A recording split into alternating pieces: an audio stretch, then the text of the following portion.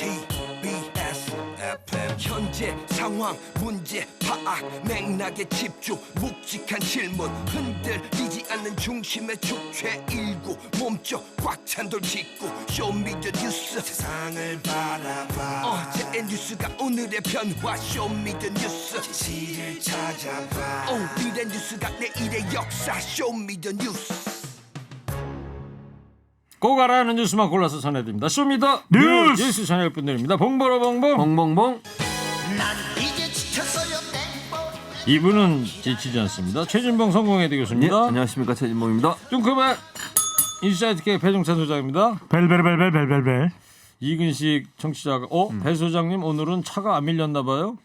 아 그럼요. 저는 요즘에 100% 출석의 개근이죠. 네.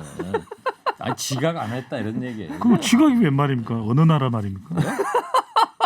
어느 나라 말은요? 항상 하시니까 그런 청취자들이 걱정해 주시는 거지. 그리고 저 최 교수님 말이에요. 예. 오늘 유튜브에 이런 문자가 달렸는데 예. 오전에 짤짤이 쇼라는 데 나갔어요? 예, 거기 나갔습니다 아침에. 무슨 짤짤이 게임하는 거예요? 아니고요. 유튜브 TBS에서 하는 유튜브 방송이고요. 근데 그 밑에 또 예. 이런 댓글이 달렸네. 예. 교수님이 격 떨어지는 거 아니냐고. 네, 뭐 일부 시청자께서 보내주는 댓글이니까 너무 신경 쓰실 필요는 없을 것 같고요. 최진봉 교수님 격이 많이 떨어져요. 자, 코너 끝에 방송만 잘 듣고 계시면 금세 맞힐 수 있는 쇼미더 퀴즈 드립니다. 첫 번째 쇼미더 뉴스 배 수장님 뭐죠? 대장동 의혹 공방 격화입니다. 네. 연휴 내내 뭐 추석 연휴 내내 대장동 네. 대장동이에요. 눈만 뜨면 뉴스에 대장동. 대장동이 대한민국 국민들이 이제 어디에 있는지 좀 다 알 것 같아요. 남판교. 그러니까 고속도로 이제 지나가면 보이는 곳이 바로 남판교에 있는 바로 대장동인데 여기 여의도 옆에 대방동하고는 다른 거죠. 다르죠. 저도 대방동인 줄 알았어요 처음에. 네. 여론조사가 관련- 있었다면서요? 네, 관련 여론조사가 있습니다. 데일리안이 여론조사 공정에 의뢰를 받아서 여론조사 공정에 의뢰를 해서 지난 17일, 18일 실시한 조사입니다. 질문 내용은 이렇습니다. 이재명 지사가 성남시장 재직 시 진행했던 성남시 대장동 개발 사업과 관련해 특혜 의혹 사업이었다는 주장과 모범적인 공약 사업이었다는 주장 가운데 어느 쪽에 더 공감한지 물어봤는데요. 과반인 51.9%가 특혜 가능성이 의심된다고 응답을 했고 모범적인 공익 사업이었다는 응답은 24.1%로 나타났습니다. 나머지는 자세한 사항은 조사기관의 홈페이지에서 확인 가능한데 잘 모르겠다는 응답이 24%로 나타났습니다. 그렇군요. 예.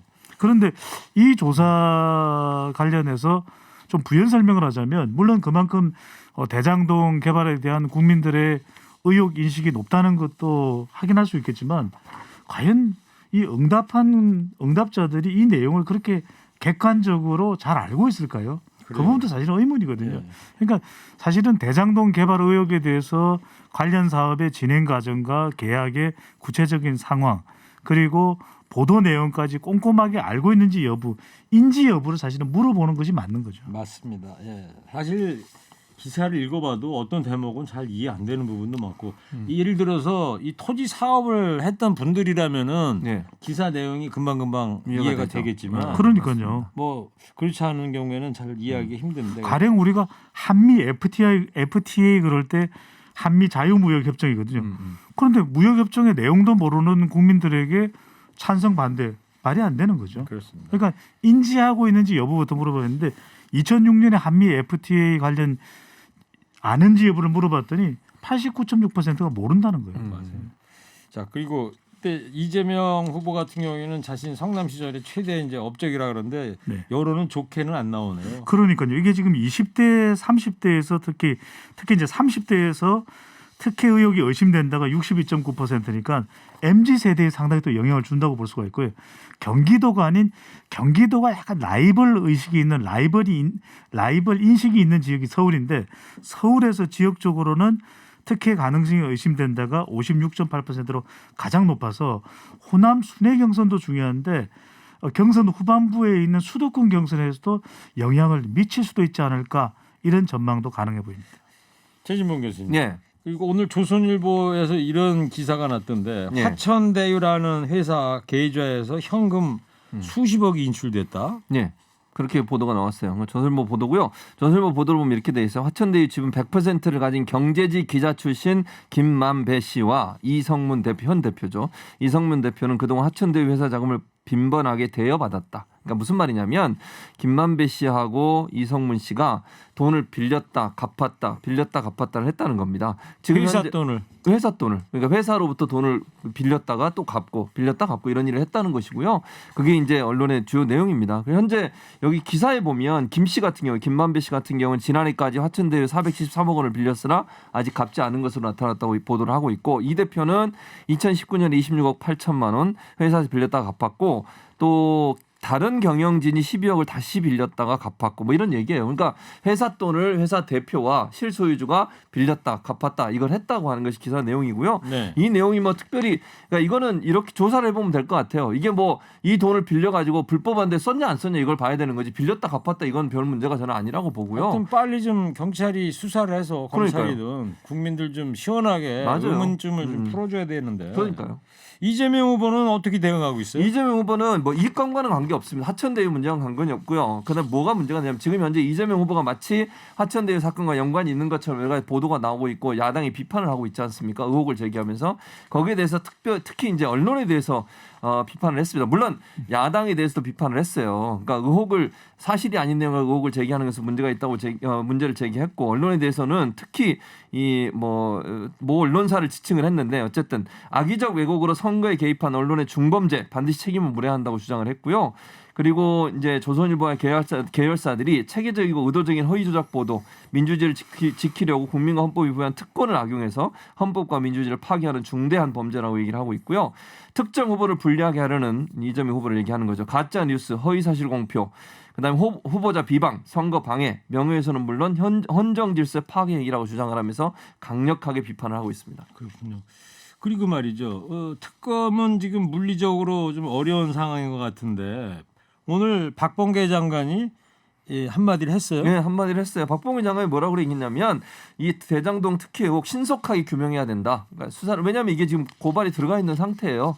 그렇기 때문에 수사를 하면 됩니다. 그래서 신속하게 대장동 관련 문제는 수사를 해서 시시비비를 빨리 가려야 하는 게 필요하다. 이렇게 지금 얘기를 하고 있습니다. 아마 그래서 곧 수사가 이루어질 것 같습니다. 그런데 국민의힘과 국민의당이 오늘 국회 국정조사 특검 추진에 지금 나서지 않았습니까? 네, 그렇습니다. 대장동 의혹 관련해서 특혜다, 내부 정보를 제공한 것이다, 비밀이 또 누설된 것이다, 직권 남용한 것이다라고 하는 혐의로 불법 행위 전반 여부를 모두 조사해야 된다라고 하면서 국민의힘과 국민의당이 대장동 의혹에 대해서 특별검사, 특검과 국정조사 요구서를 제출을 했습니다. 그런데 일단은 이게 이제 국회에서 합의가 돼야 국정조사나 특검도 가능하거든요. 더불어민주당이 받아들이기는 힘들겠죠. 네, 그렇죠. 최진봉 교수님. 네. 그리고 더불어민주당 윤건영 의원이 오늘 아침 라디오 인터뷰에서 이 대장동 의혹이 이재명 후보한테 불리한 것만 아니다 이런 얘기를 하던데 네. 결과적으로 좀 불리하게 작용하고 있는 건 맞는 것 같아요. 여론조사에서도 국민 지지가 별로 없는 거 보면. 그러니까 이유는 이런 거죠. 사실 이 대장동 의혹이라고 하는 것이 화천대유가 돈을 많이 번 건 분명해요. 네. 그러니까 예상했던 것보다 돈을 많이 벌어서 문제가 되고 있는 건데 뭐 이게 절차적으로나 아니면 계약서상으로는 그건 문제가 저는 없다고 개인적으로 생각을 하고요. 다만 어쨌든 국민들이 볼 때 그렇게 많은 돈을 벌 수가 있어. 예를 들어서 이런 이제 불만이 있는 거고 거기에 혹시나 의혹이 있는 게 아닌가 이런 이제 의심이 생기는 건데 그걸 야당이나 야당 후보들이나 보수 언론들이 그걸 이제 자꾸 확대 재생산을 하다 보니 국민들 입장에서는 그게 의혹으로 비춰질 가능성이 있죠. 그러다 보니까 일정 부분 불리하게 작용하는 건 맞습니다. 다만 지금 현재까지 이재명 지사와 연관된 게 하나도 없거든요. 나온 것도 없고. 그러니까 실제 그 오늘 윤건영 의원이 그런 인터뷰에서 그런 얘기를 했어요. 실제 여기에 이름 나오는 분들 보면 곽상도 의원 아들, 원유철 전 의원 이런 분들이 이름이 나오고 있지 않습니까? 그리고 이 공공 개발이 민간 개발로 가려고 했을 때 힘을 썼던 사람들 중에 다 MB 정권에 있었던 사람들이다. 그래서 공영으로 다시 돌린 게 이재명 지사다 이렇게 얘기를 하고 있는데 그런 부분에서 얘기를 하면서 불리한 부분이 없지 않아 있지만 그럼에도 꼭 불리한 것만은 아니다. 그럼 결국 이거 후보가 이재명이냐 아니냐 이런 대선 구도가 꾸려지게 됐기 때문에 이재명에 대한 어떤 관심도가 높아진 하나의 역할도 했을 거다 그렇게 얘기를 하고 있습니다. 윤건영 의원이 이런 차원에서 이야기를 했을 것 같아요. 앞서 이제 대장동 개발 특혜 의혹과 관련해서 더불어민주당 지지층의 의견을 보면 절반이 모범적인 공익 사업이었다고 응답을 했고 특혜 가능성이 의심된다는 응답은 27.1%거든요. 네. 그러니까 모범적인 공익 사업이었다는 응답이 특혜 가능성보다는 더 높은 거죠. 그러니까 네. 이제 더불어민주당 지지층에서는 오히려 이재명 후보 쪽으로 결집하는 여론도 있는 겁니다. 그러니까 처음에 소개했던 그 여론조사하고는 다른 또 다른 민주당 지지자들을 상대로 한 여론조사는 그렇게 나왔다는 얘기죠. 물론 이제 30대에서는 특혜 가능성이 의심된다는 여론도 나오는데 일종의 프레임이 만들어지는 거죠. 그러니까 이게 답이 밝혀지지 않는 상황에서 과연 대선 때까지 진상 규명이 되겠냐 그런 또 이슈는 아닐 수도 있거든요. 그렇게 네. 되면은 오히려 후보 쪽으로 더 결집하게 되는 프레임 전쟁 양상이 나타날 수도 있는 것이죠. 윤건영 의원한테 배 수장이 뭐 확인한 건 아니고 이제 그럴 것 같다는 거죠. 그러니까 저는 이제 데이터로 설명을 드리고 있는 거죠. 알겠습니다. 자, 밖에서 지금 시간 없다고 빨리빨리 좀 하답니다. 네. 자, 두 번째 쇼미더뉴스 뭐죠? 고발 사주 의혹입니다. 손준성 검사가 윤석열 후보 총장 시절에 측근이었는지 이 공방이 이제 계속되고 있어요. 그러니까요. 한쪽에서는 이제 추미애 장관 시절에 임명이 됐기 때문에 수사정보정책관으로 손준성 검사가 그렇기 때문에 손준성 검사가 윤석열 후보의 측근이 아니라 이 추미애 장관 라인이다. 추미애 장관 사람이다. 이런 이제 설명을 주장을 하고 있는 쪽이 있고 한쪽에서는 아니 무슨 소리냐. 윤석열 후보가 총장 당시에 주요 현안들을 가까운 측근이라고 할 수 있는 보직이 바로 이 대검찰청 수사정보정책관이다. 예. 그 자리에 손준성 검사가 있고 여러 차례 현안들을 논의하는 그런 보직에 있는 자리였다. 그러니까 당연히 윤석열 후보 사람이다. 이렇게 이야기가 되고 있거든요. 이렇게 맞서 있는데 이런 정치권 공방이 이루어지고 있는데 사실 제일 중요한 것은 이 고발장이에요. 고발장과 손준성 검사가 관여되어 있는지만 밝혀지면 윤석열 후보와 가깝다? 아니다. 추미애 후보 그러니까 법무부 장관과 더 가까웠다. 이렇게 규명이 되겠죠. 그래요. 최 교수님. 예. 지금 이 고발 사주 의혹과 관련해서 이제 세 군데서 수사를 하고 있잖아요. 예. 공수처, 대검, 서울중앙지검인데 예. 어디까지 진행이 지금 되고 있습니까? 현재는 이제 추석도 만나보고 수사를 하고 있고요. 압수수색을 했잖아요. 압수수색 한 거 가져와서 압수물 분석을 하고 있는 걸로 알려지고 있습니다. 현재 어디까지 돼 있냐면 그리고 그 조성은 씨 제보자로 알려진 조성은 씨가 포렌식 작업에 참관을 했어요. 원래 이제 본인 전화를 포렌식 할 때는 본인이 참관하게 돼 있는데 그래서 참관을 했는데 여기서 밝혀진 내용까지는 언론의 보도를 따르면 검찰은 조 씨가 해당 고발장 그러니까 받았다고 했잖아요. 고발장을 예. 2020년 4월 3일 다운로드했다는 로그 기록을 확인했다는 거예요. 예. 그 말은 조성은 씨가 조작을 하거나 조성은 씨가 만든 건 아니라는 게 명확하게 된 거죠. 왜냐면 다운로드를 받았기 그렇죠. 때문에 그러면 누군가 보내준 거를 그렇죠. 근데 조성은 씨는 김웅 의원이 보냈다고 얘기를 하는 거 아니겠습니까? 그러면 이 고발장이나 이 사주된 고발장 또는 그 모 개인에 대한 어떤 판결문 이거는 조작된 건 아니다 이렇게 볼 수 있는 것 같고요. 예. 지금 현재 그 뒤에 이제 공처하고 검찰이 조사하고 있는 내용은 압수물을 다 분석해서 이 압수물 근거로 해서 부를 거예요. 그러니까 손준성 검사 아직 소환 조사를 안 했거든요. 소환 조사 할 거고요. 김웅, 손준성 소환 검사하고 윤석열 후보는 언제쯤 할지는 아직까지 계획이 안 돼 있고요. 예. 또 하나 이제 그 제보자 X라고 하는 분 이분의 판결문이 지금 나온 거 아니겠습니까? 그렇죠. 이건 개인이 접속할 수 없는 거예요. 본인이나 아니면 수사 당국이 접속할 수 있는 기록이기 때문에 이와 관련된 조사도 병행하고 있는 것으로 알려지고 그 있습니다. 개인 기록은 본인이나 검사나 그렇죠. 판사만 판사나 예. 조회할 수 있다는 그렇습니다. 거 아니에요? 예. 공수처하고 검찰 수사가 9월 말이나 10월 초에 속도를 낸다고는 하는데 어떤 부분이 핵심적으로 규명이 돼야 할까요? 일단 규명은 이거죠. 누가 만들었냐. 그러니까 고발장을 사주하려고 했던 그 고발장을 누가 만들었냐를 찾는 게 제일 중요하다고 저는 생각을 해요. 지금까지는 손준성 검사는 본인이 안 만들었다고 그래요. 그런데 이제 누가 만약에 손준성 검사가 아니라고 하면 다른 사람이 만들었는지 그 밑에 누군가의 지시를 한 건지 이런 부분들은 확인이 돼야 된다고 보여지고요. 또 하나는 손준성 검사는 지금 보내지도 않았다고 그래요. 그것도 이제 기술적 그러니까 포렌식을 통해서나 아니면 여러 가지 방법을 통해서 손준성 검사가 김웅 의원한테 보냈다. 그게 확인되면 손준성 검사는 거짓말한 게 되는 거거든요. 본인은 네. 만들지도 않았고 보내지도 않았다고 그랬어요. 거기서부터 이제 그러면 손준성 검사의 얘기들이 상당 부분 의심을 받게 되고 고발장 안 만들었다는 것도 사실은 의심을 받게 되는 상황이 되기 때문에 일단은 손준성 검사가 김웅구한테 보냈다고 하는 거 이걸 기술적으로 풀어내는 게 가장 저는 중요하다고 생각합니다. 거기서 키가 되고요. 그리고 나서 보냈다면 손준성 검사가 직접 만든 건지 아니면 누군가가 만들어 손준성 검사한테 줬는지 그리고 그 다음에 볼 게 윤석열 후보가 그러면 거기에 개입을 했는지 지시를 하거나 보고를 받았거나 이런 문제가 풀리게 되면 이제 이 그 고발 사주 의혹에 대한 전체 실마리를 풀 수 있지 않을까 생각이 듭니다.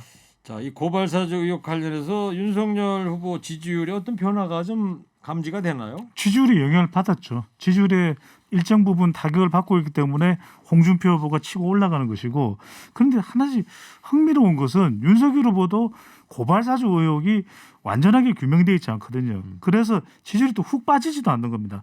국민의힘 지지층만 놓고 보면은 국힘 지지층만 놓고 보면 윤석열 후보가 이 홍준표 후보보다는 앞서 있는 또 결과로 나타나고 있거든요. 그러니까 이른바 저는 이 현상을 설명할 때 지금 우리 봉 교수님이 아무리 설명을 하고 대장동 개발 의혹도 그렇지만 이해되십니까?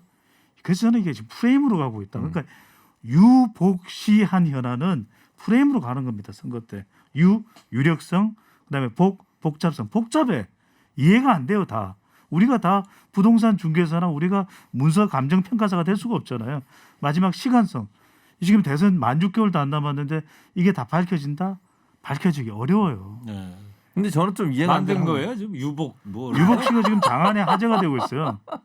누가 만들었는데? 제가 만들었죠. 오늘 뭐 아침에 혼자 화제지 뭐 장안의 화제예요. 뉴스공장에 나왔는데 벌써 장안의 말더라고요. 화제. 그러니까 저는 이해가 안 되는 게 한 가지 있어요. 아니, 그러니까 배종찬 선생 얘기했듯이 기본적으로 부동산 문제는 상당히 복잡해요. 근데 고발 사주는 복잡한 게 아니에요. 누가 보냈냐 안 보냈냐 확인하면 되거든요. 그렇죠. 또 하나. 대장동 의혹보다는 좀 이해하기 단순하죠. 이거 보냈냐 안 보냈냐 지시했냐 안 했냐. 근데 아니 그 교수님, 국민의힘은요. 알겠습니다. 아니 자. 특검하고 왜 그거 하자는 건 윤석열 고발 사주는 안 하는 흥분을 거예요. 그것도 가라앉히세요. 주장해야 되는 거 아닙니까? 흥분을 가라앉히세요. 저 밖에서요. 예. 배 수장님, 네. 그 신조 혼자 만든 거 있잖아요. 네. 너무 남발하지 말아달라고 부탁을 합니다. 자제하겠습니다. 자, 마지막 쇼미더뉴스 뭐예요? 마지막입니다. 미국 종전선언 제안에 긍정적. 미 국방부가 한반도 종전선언 논의에 열려 있다 이런 발표를 했어요. 오늘 아침 뉴스에 나오더라고요. 네, 국방부 대변인인 존 커비 대변인이 그런 이야기를 했습니다. 문재인 대통령이 유엔 총회에 참석해서 한반도 평화를 위해서는 남북한 사이에 종전선언이 필요하다 이런 이야기를 제안한 것에 대해서 미국도 열려 있다. 그래서 한반도 종전선언에 대해서 얼마든지 가능성은 열려 있는 것을 다시 한 번 더 재차 받아들일 수 있다는 점을 강조하는데 우선적인 것은 북한의 비핵화다. 그러니까 북한의 비핵화에 대해서 좀 더 진전된 발걸음이 또 이 현안 논의가 가능해지면 종전선언에 대해서도 충분히 논의가 가능해질 것으로 보입니다. 네. 문재인 대통령이 유엔 총회에서 종전선언을 이제 재차 강조한 영향이겠죠. 그럼요. 그런 영향이라고 보여져요. 오늘도 사실은 이제 문재인 대통령이 그 호놀룰루에 가서 한국전 국군 전사 68구 국내로 송환하는 인수식에 직접 참석을 하셨고 그 위대한 영웅들을 모셔오는 일에 함께했는데 거기서도 그런 얘기를 했어요. 종전선언은 한반도를 넘어서 평화를 염원하는 모든 이들에게 새로운 희망과 용기를 줄 것이다. 예. 이 발언이 결국 미국 국방부도 움직이게 된 것 같고 제가 볼 때는 북한의 입장이 가장 중요할 거라고 보여지는데 조만간 그렇죠. 북한의 입장이 나오지 않을까 이렇게 예상이 됩니다. 예, 국민의힘에서는 이 시점에 무슨 종전선언이냐 이렇게 반발하고 있어요. 그렇죠. 손바닥도 마주쳐야 한다는 것인데 국민의힘에서는 문재인 대통령의 종전선언 제안에 대해서 반발하고 있습니다. 첫 번째로는 봐라 북한이 미사일을 발사하고 있고 두 번째로는 비핵화에 대해서도 소극적인데 어떻게 종전선언이 가능한 것이냐 이 시점에 맞지 않다라고 반발합니다. 네, 자 끝으로 이제 토요일, 일요일 이번 주말에 더불어민주당 대통령 후보 순회 경선이 이제 호남 결과가 발표가 되지 않습니까? 네. 오늘 호남이 아주 중요할 것 같아요. 중요합니다. 밑줄 몇 개 칠까요? 밑줄 예, 1개. 왜요? 너무 중요하기 때문에 여기서 1위가 전체 1위가 되는 거죠. 아 그래요? 네. 호남이 중요하다. 네. 자 그럼 오늘 쇼미더뉴스 여기까지 하고요. 감사합니다. 쇼미더뉴스 지금까지 최진범 교수, 배종찬 소장이었습니다. 두 분 감사합니다. 쇼미더 뉴스.